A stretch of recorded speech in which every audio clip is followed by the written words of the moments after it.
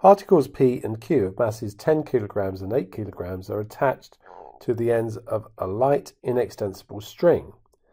The string passes over a light, smooth, fixed pulley, and the masses are hung with the string taut.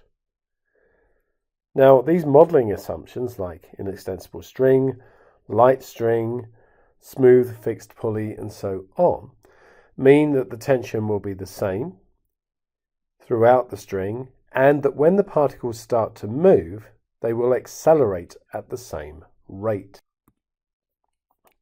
The mass P is 2 meters above a horizontal surface. We'll come on to that shortly.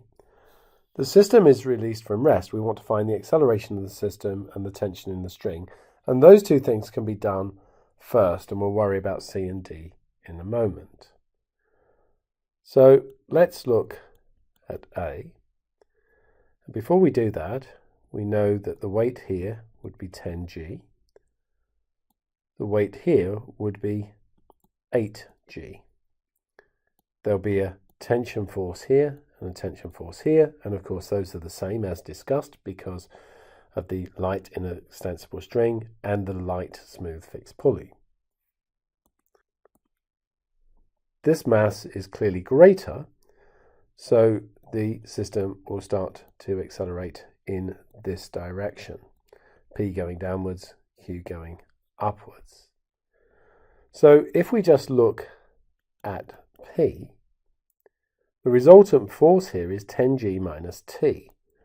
So 10G minus T would be equal to 10A. That's just F equals MA.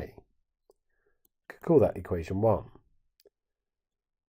If we then look at Q, the resultant force is T minus 8G, so we've got T minus 8G is equal to 8A. That's F equals MA.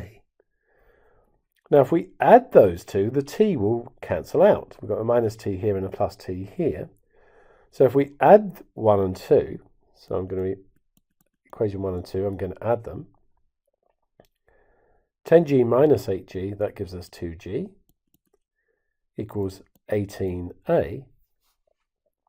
And so A is going to be 2G divided by 18, or G divided by 9 meters per second squared. Now if we substitute that into 2, so we're now on to part B of the question, if we substitute that into part 2, or equation 2, we've got T minus 8G equals 8G over 9.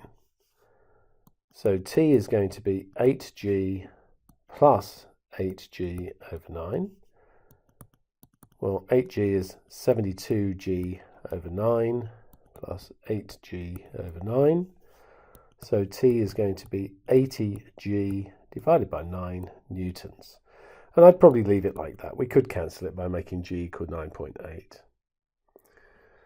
The force on the pulley. Well, if we now think about string acting, or the force in a string acting in both directions. So if we look at the pulley, we must have T pulling down.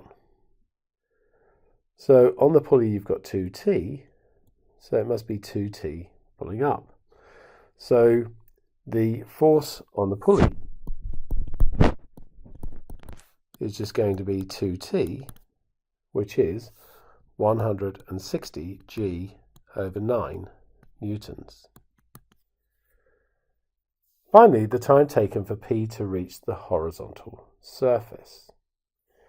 Well, we know that A is this. Now, it was released from rest. Constant acceleration, so we can use the Suvat equations. We know the distance is 2. We know U is 0. A, well, we know that A is G over 9. And T is what we're trying to find. So we're going to use S is UT plus a half AT squared. So 2 is going to be, this bit disappears because U is 0. And if A is G over 9, a half of that would be G over 18. So T squared, rearranging that, 18 comes up here, so it's 36 over G. And we probably should calculate this one. So 36 divided by 9.8 is that, well, that's t squared, and then we'll square root that answer. So that gives us t equals 1.92 seconds.